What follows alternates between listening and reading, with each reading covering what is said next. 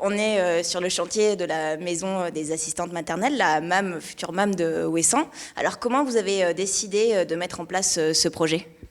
Pour répondre à un besoin, une attente des parents face à un problème de garde d'enfants, puisqu'on a eu la chance, et je dis vraiment que c'est une chance d'avoir une relative reprise de la natalité.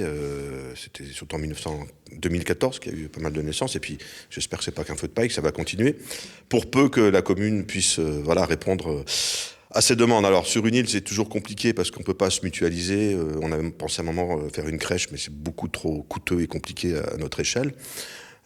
Et donc on a trouvé cette structure, alors qui est quand même une structure associative, hein, c'est pas la mairie, mais nous on va fournir le bâtiment qu'on est en train de refaire. On a eu une opportunité avec une ancienne école, l'école privée là, qui a fermé. D'ailleurs je trouve que c'est une bonne continuité de garder des enfants dedans. Donc ça sera des travaux qui seront financés par la municipalité, qui sont en cours, parce qu'il faut aller très vite. Et puis il y a une gestion parentale et avec une association qui vient de se former avec les assistantes maternelles. Cette initiative a permis la création de plusieurs emplois sur l'île. Nous serons 3 pour une capacité de 12 enfants et possibilité d'accueillir 16, donc une 4e assistante maternelle. Laetitia et Nolwenn, vous êtes maman d'enfants, ils ont quel âge? Le mien a 20 mois. Ouais. Et la mienne a 10 mois. D'accord. Et comment vous faites pour les garder en ce moment? Est-ce que vous travaillez? Comment vous faites pour les faire garder?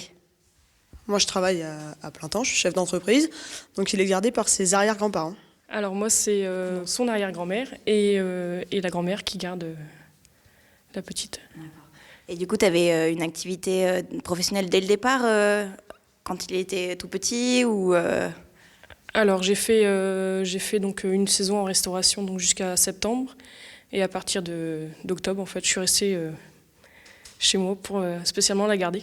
On voit quand on entend les mamans dire que elles sont dans le système de la débrouille jusqu'à maintenant, et d'ailleurs, faut reconnaître que ça marche aussi, parce qu'il y a encore des solidarités familiales, mais on comprend aussi la limite de ce bénévolat, de cette débrouille. Donc on a besoin de rassurer les familles, les stabiliser, et qu'elles puissent beaucoup plus librement, l'esprit beaucoup plus libéré, faire leurs activités professionnelles. Et je crois que le mot professionnel, c'est aussi important, parce que derrière tout ça, on parle beaucoup d'emplois dans les îles, mais il faut accompagner, que ce soit par le logement, que ce soit par cette structure-là, les jeunes actifs qui veulent vivre en permanence sur l'île. Je pense que c'est un bon signe pour l'avenir.